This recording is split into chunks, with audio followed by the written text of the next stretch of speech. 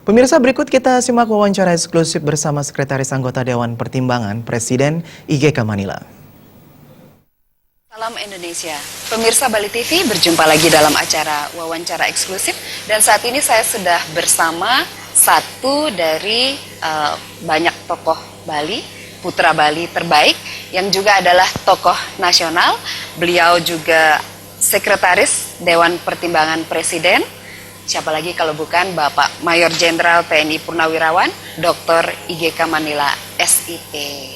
Om Swastiastu, salam Indonesia. Pak Jenderal, apa kabar? Baik, terima kasih. Senang sekali hari ini bisa bersama dalam acara wawancara eksklusif dan disaksikan oleh pemirsa Bali TV.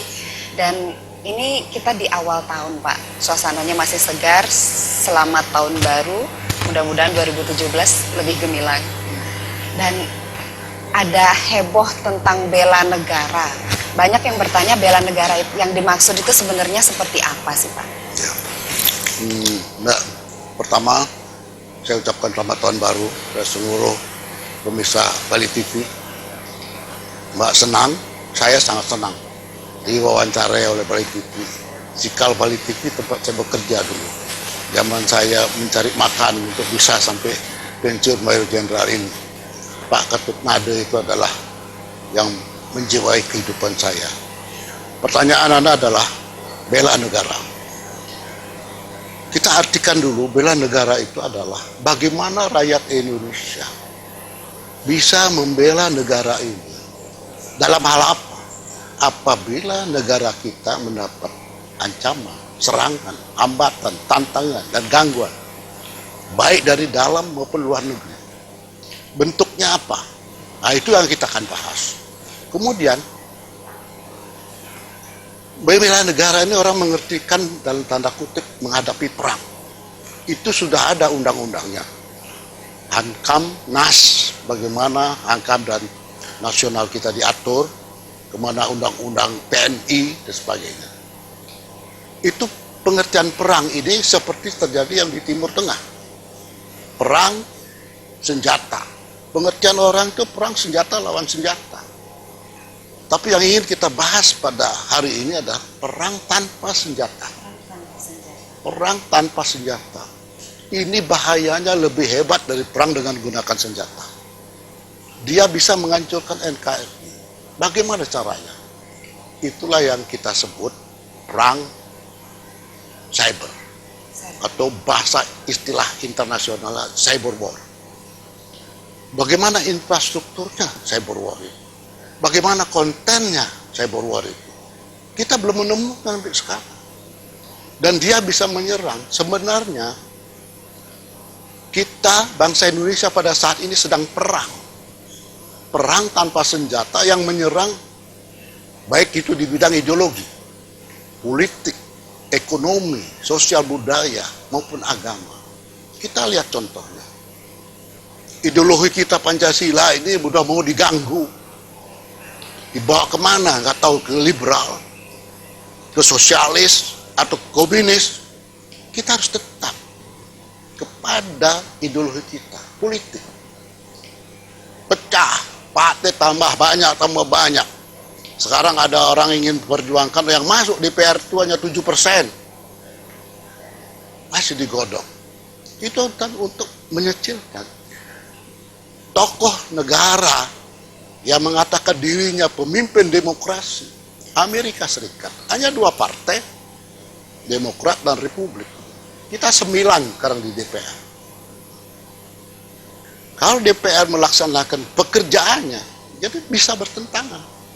Apa yang menjadikan kebijaksanaan pemerintah boleh diganggu kepentingan siapa yang duduk di dalam Dewan Perwakilan Rakyat. Saya sampaikan, Amerika partainya cuma 2. Kita diganggu, pecah. Kepemimpinan pro ini pecah. Kita lihat sendiri. Ekonomi. Dia akan menyerang rupiah kita. Dia mengganggu rupiah kita, dinaikkan dengan uang asing, dengan dolar lah.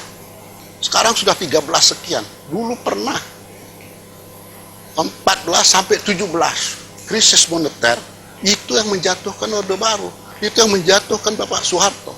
Bukan karena senjata, 1 butir peluru pun tidak ada. rupiah kita dipermainkan. Bagaimana cara main? Itulah cyber war. Masyarakat. Nah, nanti saya jelaskan lagi. Kemudian kita lihat sosial budaya. Bagaimana anak-anak kita mengenal ya tokoh wayang, tokoh-tokoh. Sekarang mata uang aja dibuat oleh pemerintah didukung. Ini tidak bisa. Ini pahlawan yang tidak agama saya. Ini orang kafir. Kapan kita maju? Itu dipermainkan. Itu dari cyber war. Agama, penistaan agama, mementingkan satu agama. Dan kita Bhinneka Tunggal Ika. Jangan coba-coba menyeragamkan kebinekaan kita. Ini saya dapat pelajaran ketika saya mengawal Bung Karno. Beliau mengatakan jangan coba-coba. Dan saya gagal ingin menyeragamkan kebinekaan kita. Bhinneka Tunggal Ika. Biarkan tuh. Kamu harus sanggup, Manila, menjaga kebinekaan kita. Kebinekaan kita dijaga, dirawat. Sehingga menjadi kesatuan negara NKRI. Apa bentuknya? Kita tadi katakan, cyber war itu bagaimana? Infrastrukturnya. Tidak ada yang tahu. Kita harus cari pakar kita apa itu. Infrastruktur dari. Kemudian kontennya apa? Bagaimana dia nyerang ideologi? Bagaimana dia nyerang politik? Di mana ikarnya? Itu satelit. Negara lain bisa menyetop. Masa kita tidak bisa? PBB menilai kemampuan, kesukaan membaca Indonesia 0,00 sekian. Tapi pemilikan HP nomor 4 di dunia kita. Bayangkan orang punya IT, ya, punya IT yang tidak ada isi dengan kemampuan membaca ilmu, dia sangat mudah dibohongi. Nah, itulah cyber menggunakan sosial media. Orang tidak bisa tahu lagi ini benar apa salah, ya, ini ngaco apa tidak, ini hoax atau gimana. Siapa? Inilah tugas yang saya ingin sampaikan dengan buku kami dari Angkatan 64, Perang Tanpa Senjata. Rakyat kita harus siap menghadapi perang yang bukan perang senjata saja. Kalau perang senjata ada TNI, ada polisi. Kita rakyat di belakang mereka. Tetapi sekarang dengan cyber war ini dia nyerang kemana-mana. Tidak ada yang bisa. Apa yang kita lakukan? Apa yang lakukan oleh rakyat? Dia ya merasa nggak kita dalam perang ini? Nah ini harus diberikan. Kalau pandangan Pak Manila saat ini, rakyat sebenarnya tahu tidak kondisinya bahwa sedang dalam kondisi perang? Karena saya menyampaikan justru saya melihat tidak tahu mereka. Tidak merasakan kita perang. Kita diadu. Ya. Cyber war itu, sosial media itu bisa juga menyerang nanti lewat dia penggunaan heroin, narkoba. BNN bisa memberikan data berapa korban narkoba di tanah air kita 10 tahun lagi, sampai di mana dia, generasi berikutnya. Pemimpin kita bisa-bisa sudah terpengaruh ini. Dia bisa nyerang korupsi, KKN, ya, adu domba. Kita diadu nggak merasa, karena kita nggak merasa perang. Siapa yang ngadu? Nah ini harus dicari. Tidak diketahui. Karena tidak ada senjata. Kalau perang ada pernyataan, saya perang sama Indonesia. Kita bisa hancurkan dia. Nah sekarang kita harus memberikan pengetahuan bahwa sekarang ini kita sedang menghadapi perang dalam tanda kutip. Bukan perang senjata, tapi perang cyber, teknologi. Sosial media itu sangat menentukan kehidupan kita masa yang akan datang. Dari yang tua sampai yang anak-anak sama. Bermain, berapa persen mereka satu hari bermain. Sehingga yang pintar memainkan sosial media ini dengan cyber war-nya itu, orang bingung. Ini pernyataan ini sama enggak? Kok yang bapak ini ngomongnya ini set berbeda? Benar apa tidak? Masyarakat kebingungan, Bapak. Semua bingung, tidak bisa menilai. Sekarang dia tinggal yang baca yang mana? Dia baca di mana? Dia dengerin di media mana? Sekarang televisi udah kalah sama sosial media. Apa yang bisa dilakukan oleh pemerintah bersama-sama dengan masyarakat untuk memenangkan cyber war ini, Pak? Nah, sekarang Anda tanyakan saya bagaimana peran pemerintah. Pemerintah harus mencari cyber war itu apa. Saya katakan tadi, infrastrukturnya cyber war bagaimana? Bagaimana tanda-tandanya dia menyerang kita? Terus apa yang kita lakukan? Counter. Wah, tidak benar itu. Ada media pemerintah yang bisa menjelaskan. Misalnya Menteri A, Menteri B ngomongnya berbeda.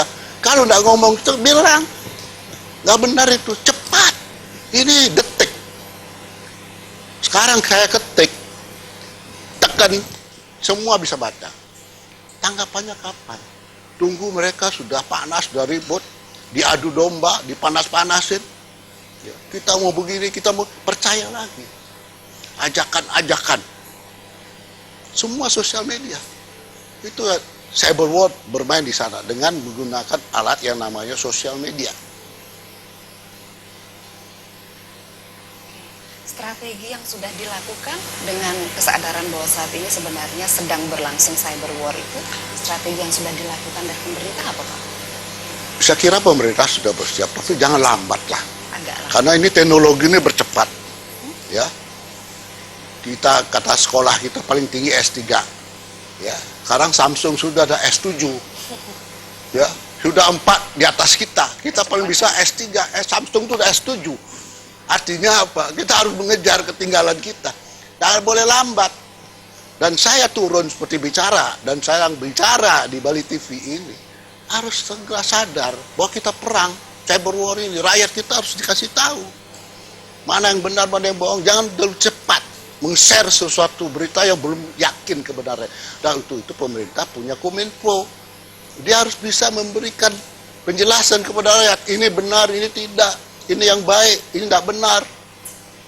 Nah, sosialisasi yang Anda tanyakan tadi, itu tadi. Apa infrastrukturnya cyber war itu? Kontennya. Saya sendiri masih mencari. Masih mendiskusikan, saya keluar mencari. Apa itu? Misalnya saja, konten ideologi. Bagaimana dia nyerang ideologi kita? Tidak mungkin, loh. Saya mau ganggu Pancasila, tidak mungkin. Apaan itu Pancasila, dari mana itu? Nah kan? Kita nggak tahu. Ekonomi. Ini sekarang rupiah kita dimainkan, ada apa ini? Kok bisa naik tiba-tiba? Cabai naik, ribut kan? Hanya baru cabai ingin menjatuhkan pemerintah, kok pasti cabai? Kenapa? Siapa yang bermain?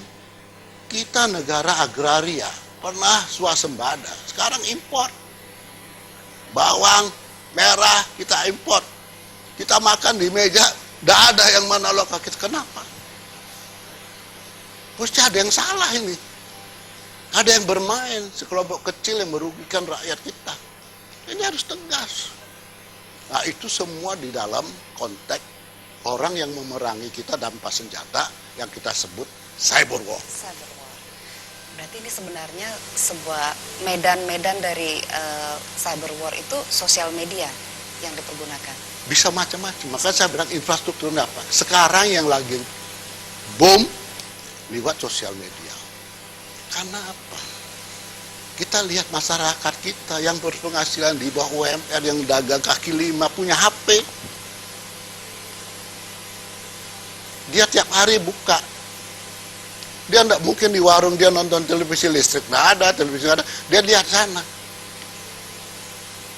Ini naik, ini naik. Ini naik, kok ini ada baru. Dia nggak tanya. Siapa yang memberi jelasan? Harus Menko, Queen, Menteri ini. Tapi semua dikeluarkan oleh Kominfo. Dulu namanya Kementerian Penerangan, ada sebut saya dulu Sekjen Penerangan. Dia harus memberi penerangan, memberi penjelasan kepada rakyat. Ini loh kebijaksanaan pemerintah. Suruh ngomong kayak Bali TV sekarang. Pak Menko, kita wawancara. Ini apa? Tapi itu Kominfo. Kalau di Jepang ada namanya NHK. Mana hiburan, mana untuk pemerintah, mendukung pemerintah. Ini harus dijelaskan. Tidak mudah itu. Tidak semudah kita membalik telapak tangan. Apa itu cyber war? Nggak ngerti mereka. Berarti itu enak aja non lihat Pak, ya? WA apa gini sebagainya. Apa nggak ada. Instagram apa. Dan itu belum tentu benar. Mereka rakyat bingung, apakah ini benar, apakah ini bohong, dan dia tidak ngerti itu cyber war. Perang lewat sosial media yang akhirnya dia antipati, bisa simpati, bisa antipati. Kalau banyak yang menyerang, bisa digerakkan. Dia tidak usah pakai uang banyak-banyak. Dia dengan tulis itu seperti sekarang, saya bilang selamat pagi. Enggak satu-satu, semua saya bilang semua selamat pagi dari saya. Mari kita kumpul. Ini ada kumpul tanggal sekian, istilahnya angka 2 apa ini, nah. Bisa. Baik, sekarang kita berbicara tentang Bali ini karena Pak Manila adalah salah satu tokoh nasional yang putra Bali. Bali ini siap nggak dengan cyber war, Pak? Negara kita aja baru Sita Imbo untuk bersedia. Bali itu adalah breakdown turun dari NKRI. Kita tidak boleh, negara kita Sabang sampai Merauke itu tanah air NKRI itu tidak boleh lagi sejengkal tanah pun hilang dari negeri kita. Kita udah kehilangan provinsi 1, kita udah kehilangan 2 pulau tanpa peluru 1 pun. Kenapa? Kita bilang NKRI harga mati. Matinya di mana? Itu pertanyaan. Sekarang pertanyaannya Bali. Bali sama. Aturan-aturan yang general itu. Bali jangan disamakan. Kata Bung Karno pada saya waktu saya mengawal beliau. Jangan coba-coba menyeragamkan kebinekaan. Bali punya kekhasan. Mana ada di provinsi kita agama, budaya menyatu? Tidak ada. Tipis sekali. Hanya Bali. Jangan dianggap di luar lain provinsi bagus. Di Bali belum tentu bagus. Kenapa Bung Karno melarang orang membangun bangunan lebih tinggi dari pohon kelapa? Bung Karno loh itu. Hanya ibunya orang Bali. Dia tidak ingin keaslian keutuhan Bali hilang begitu saja. Bali tidak boleh jadi Hawaii. Bali harus Bali, kembalikan Baliku. Kita tertibkan. Nah untuk itu, belajar apa itu cyber war. Dan lebih penting lagi, cari pemimpin yang mengerti Bali. Yang mengerti keinginan rakyat Bali.